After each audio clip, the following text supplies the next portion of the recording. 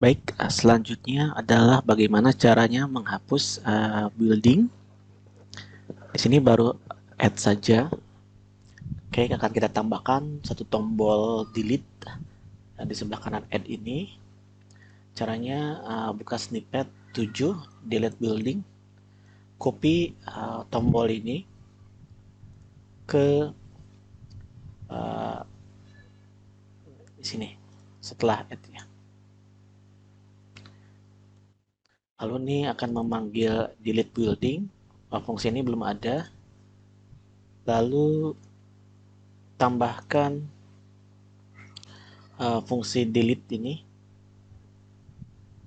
ke source code yang berada di editable.js. Nah, letakkan di posisi terakhir. Oke, jadi flow-nya adalah tombol yang berada di HTML ini dengan teks delete. Ketika diklik akan memanggil fungsi JavaScript delete building. Delete building ini akan melakukan yang pertama, dia akan merubah kursornya menjadi poin terlebih dahulu untuk memilih gedung mana yang akan dihapus. Lalu setelah terpilih, ini interactionnya, kursornya akan kembali ke normal, lalu akan melakukan membuat satu variabel dengan nama param, yaitu query by geometry, karena inputnya adalah titik. Dia akan mencari di dataset building, data source, training data baru. Lalu jika ketemu hasilnya, maka akan masuk ke sini.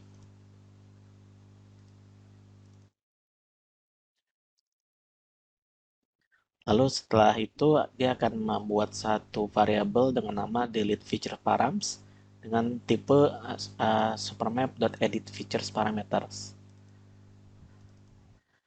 Lalu IDs-nya, ini ada IDs itu adalah primary key yang di atributnya.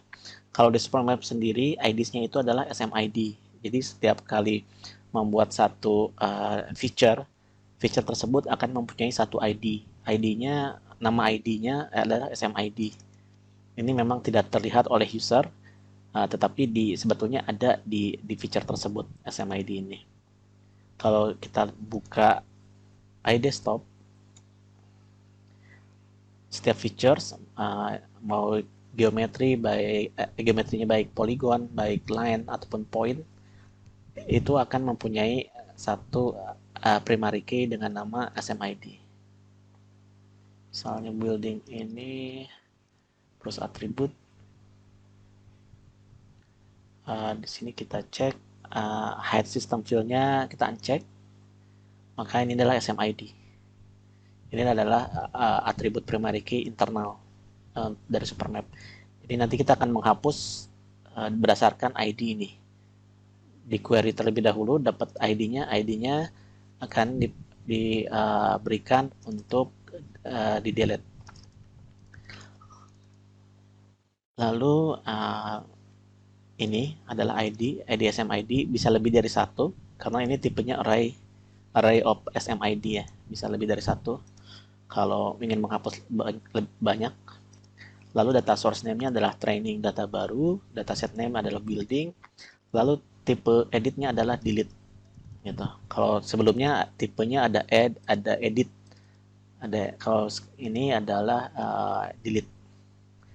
Lalu dengan menggunakan class feature service ke data URL-nya, ini memerintahkan iServer untuk menghapus berdasarkan parameter yang sudah diberikan. Jika iServernya berhasil menghapus datanya, ada di service result.succeed, itu akan menampilkan notifikasi bahwa delete building successful. Setelah itu layernya akan di refresh dan penggambaran sebelumnya akan dihapus. Oke, kita coba. Kita refresh terlebih dahulu. Misalnya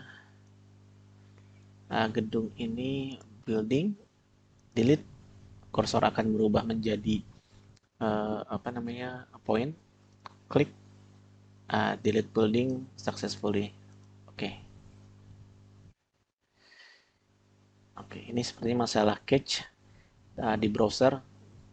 Ketika di level zoom tertentu masih ada, tapi kalau kita zoom out, zoom yang berbeda, ini sudah hilang sebetulnya. Kalau kita query di sini, sebetulnya sudah tidak ada apa-apa lagi, buildingnya sudah hilang. Sini tentu masih ada.